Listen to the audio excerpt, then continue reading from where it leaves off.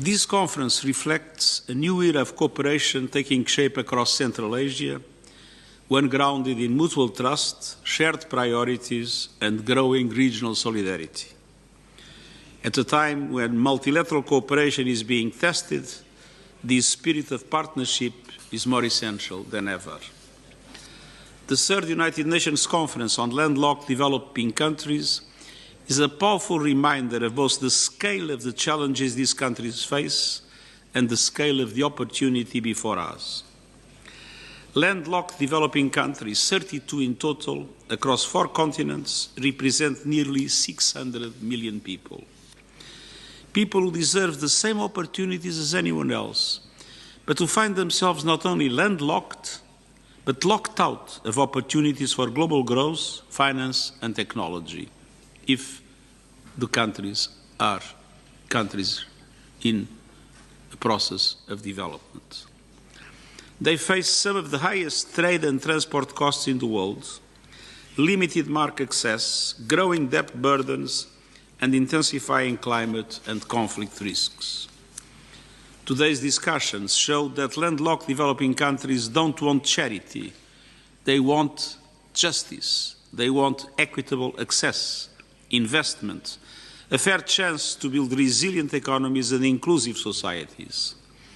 The AWASA Programme of Action is a blueprint for doing so over the next decade, starting now.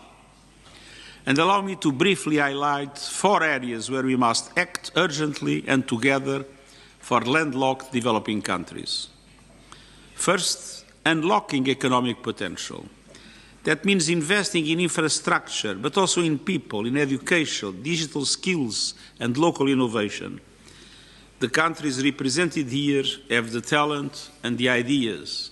They need the tools and support. And this includes scaling up digital infrastructure and access to frontier technologies such as artificial intelligence to boost productivity and open new markets.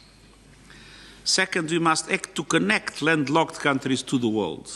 Trade corridors, transit systems, and regional integration are not technical issues, they are lifelines.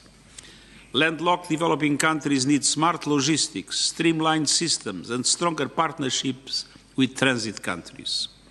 We must cut red tape, digitize border operations, and modernize transport networks to reduce delays and costs.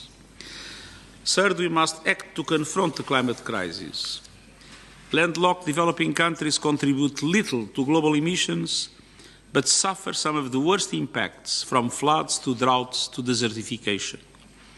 The world must double adaptation finance and support LLDCs in building resilience and developing green industries. And fourth and finally, we must make the global financial system work for those who need it most. Too many landlocked countries are trapped in a cycle of debt and underinvestment. They pay more to borrow, yet receive less support.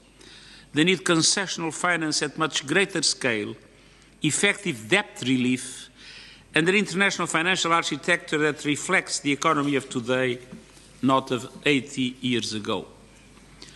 That is why I have consistently calling for the reform of the international financial institutions to provide greater representation to developing countries at decision-making table, and to ensure that multilateral development banks become bigger and bolder, substantially increase their lending capacity, and play a far greater role in de-risking investments and modernizing private capital at scale. When landlocked developing countries thrive, entire regions benefit.